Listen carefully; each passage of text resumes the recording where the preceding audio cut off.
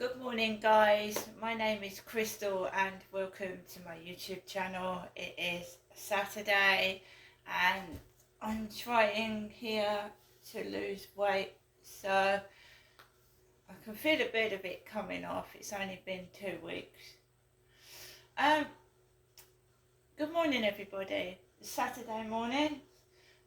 The sun is out. Looks like it's going to be a lovely day, and anyone that has been following my videos will know that my bank card has not come from Barclays Bank, and so it's another day indoors.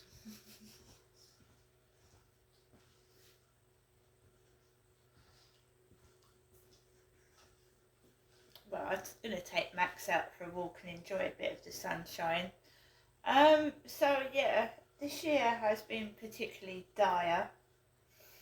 Not a lot's gone on. People have moved away, and I'm afraid that I don't want toxic people in my life. I don't want to be manipulated, and I don't want my mother controlling me. So sometimes you have to go through. This is just insane what I'm going through, just to get my freedom and be myself and not be treated like a little kid. I've got to torture my own self, keep myself away from manipulators, liars, and people have done me no good since I was a kid, and it's a big uphill struggle, and it's a fight.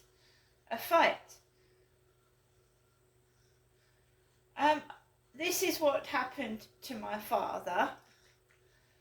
My mum is a person that likes to control somebody, likes to make fun of them as well, make fun, laugh at them, and I'm putting a stop to it, and I'm beginning to lose weight. It is. I'm not eating a takeaway for at least 2 weeks, so that'd be the 3rd week of detoxifying my body from the harmful takeaways. And yeah, I do feel grounded. I feel like shit. I feel like I'm actually finding the real person and not somebody that's being controlled, manipulated, and sits there and said, yes mum, yes mum, yes mum, whatever you say mum, even when I know what she's saying is not nice and wrong. So I'm staying away. And oh yes, I could do with a lot of things. Yeah, I could do with a lot of things, but I can't put up with what I've been going through any longer. Alexa, good morning. Good morning. On this day in 1949, the world's first jet-propelled airliner, the de Havilland Comet, made its maiden test flight in England. The jet engine would ultimately revolutionize the airline industry, shrinking air travel time in half by enabling planes to climb faster and fly higher. Alexa, what's the time, please? Good morning, Crystal. It's 8:19 a.m. Alexa, what's the date today? Today is Saturday, the 27th of July. Alexa, what's the weather outlook? Right now in Rochester, it's 16 degrees Celsius with mostly sunny skies. Today's forecast has partly sunny weather, with a high of 24 degrees and a low of 12 degrees. Alexa, can you tell me a joke? Why can't you tell a kleptomaniac a joke? Because they always take things literally. And Alexa, whose birthday is it today? Today's famous birthdays include American convicted of murder Gypsy Rose Blanchard, American comedic actress Maya Rudolph, American professional wrestler and actor Paul Levesque, Danish actor and screenwriter Nikolai Coster-Waldau, and television personality Nick Hogan. Right guys, good morning. Saturday, I live by myself, go out, take Max for a walk, do a bit of keep fit, and just learn to be myself, me. What has been going on is insane. Being manipulated, controlled, told what to do, forced to listen to somebody that's obviously not well and is not getting the help and support they need, and is allowed to just poison people's minds with the crap that they're saying. So I wake up now and it's saying to myself, do you really want to go up and see somebody that makes you feel like shit? Do you want to go up and see somebody that is obviously insanely jealous and spiteful, that they are trying to ruin your life? Do you want to go up and see someone that is trying to emotionally blackmail you to stay with them? No, I don't. No, I don't. And every time that part of me feels sorry for the person concerned, I remember what is done to me every time I go up there.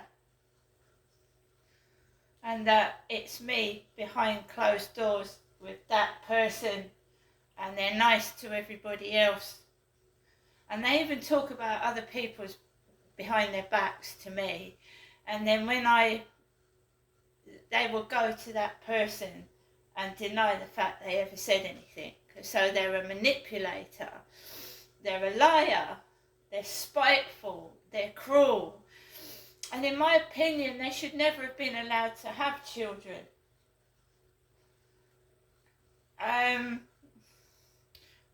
just selfish, narcissistic. They're the only one that is really, truly alive out of most of their family, because narcissists survive, don't they? They survive on greediness and self-centeredness, and they suck the life out of everybody that they come into contact with.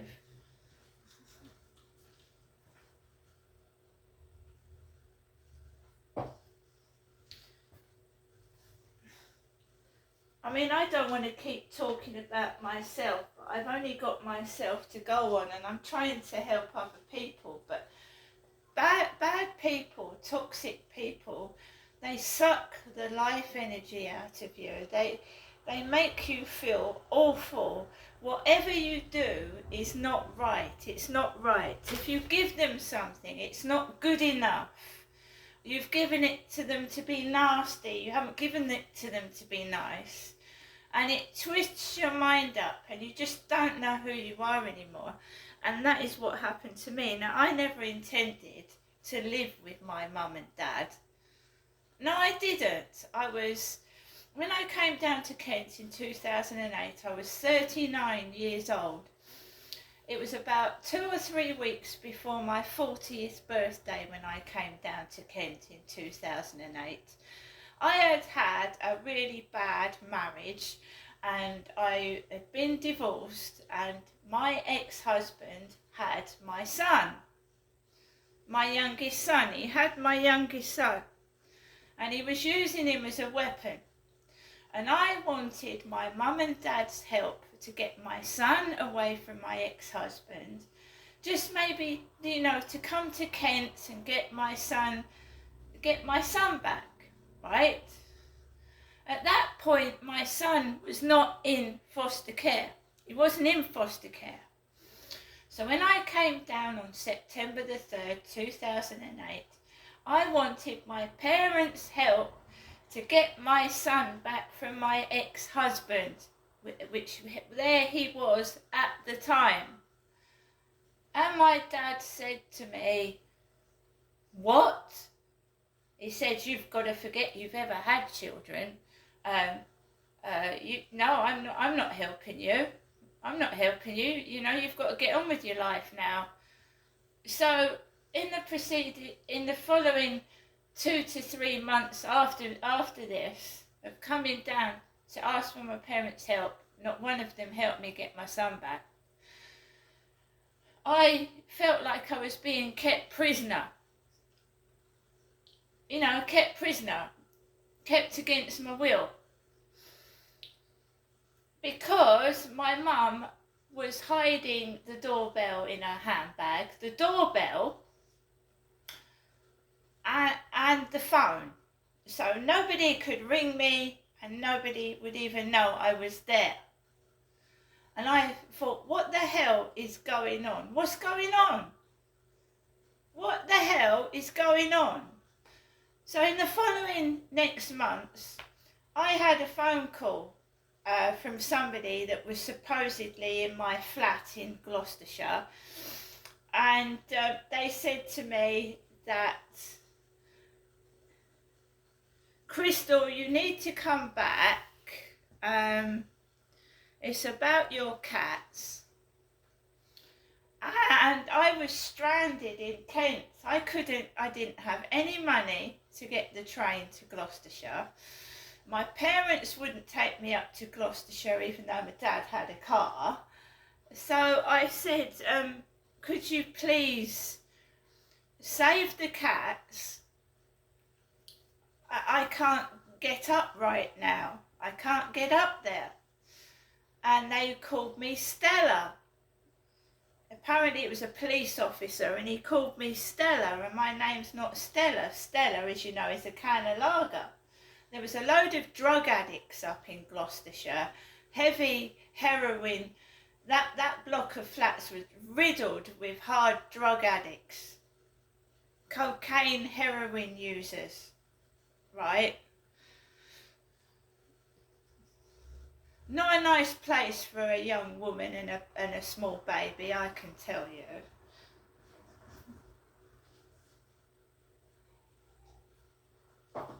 So they said to me, Stella, you need to come back. My dad would not take me back. He wouldn't take me back. I couldn't get back. I couldn't speak to anybody. I felt prisoner. I thought my dad was keeping me prisoner. Well, both of them, because she was helping him, my mum was helping him.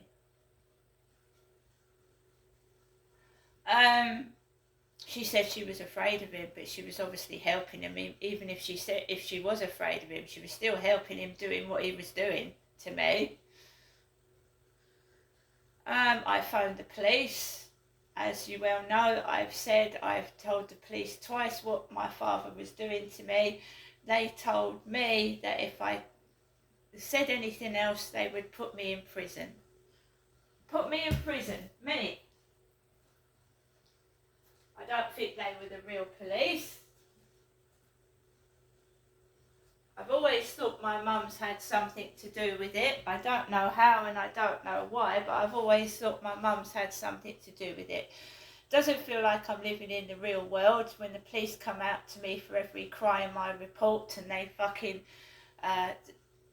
scold me like a kid or laugh at me. And if I was mentally ill, don't you think I should be getting the support that I need? Don't you?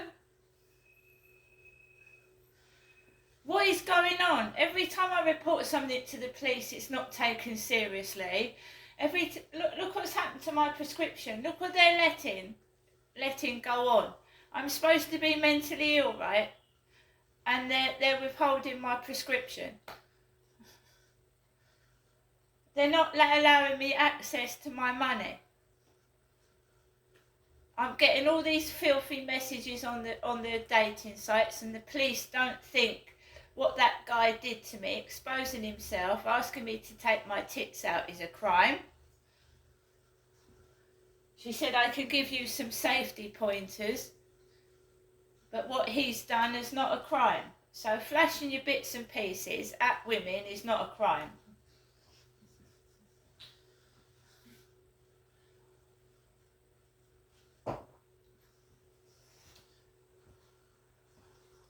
So anyone could do anything they like to me and get away with it. They can treat me like shit. I've allegedly been raped. That wasn't even written down and reported properly in 2008. It wasn't.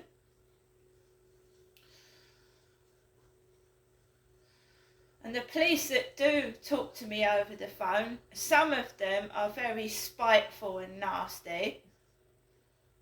Especially the female police officers, they're spiteful.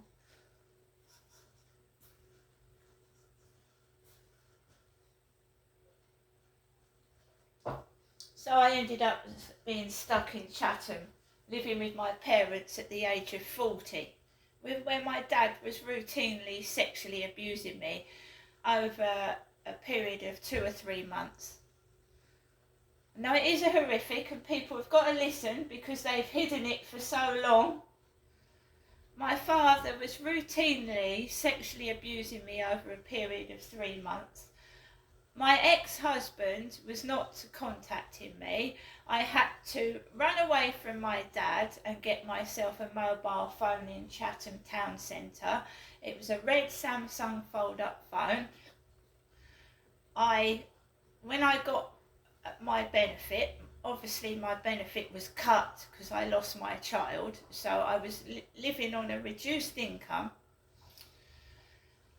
I ran off to the Chatham Town Centre. I got myself a mobile phone. I rang my ex-husband from that phone and he said, I'm sorry, and he called me Jen. And this is relevant. This is why they're hiding things and pretending I'm my mother. He said, I'm sorry, Jen, I've had to put your child into care because your other son's got cancer. And I'd also been allegedly raped by Chatham Library, and I had to deal with all this, and my ex-husband told me to put my child into care. And all that time my dad had been sexually abusing me.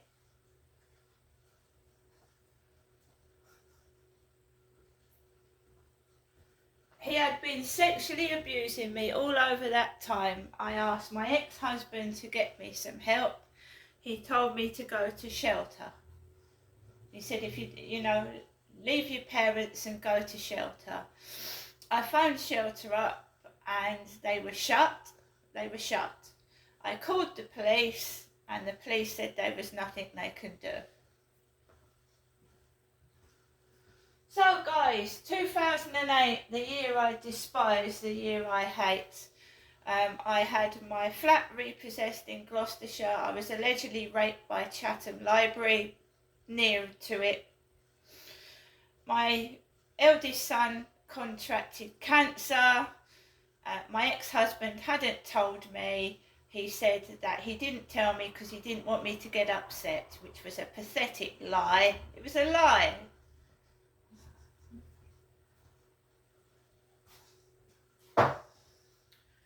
And they took my flat away from me and I was stranded in Chatham with a father that was repeatedly sexually assaulting me.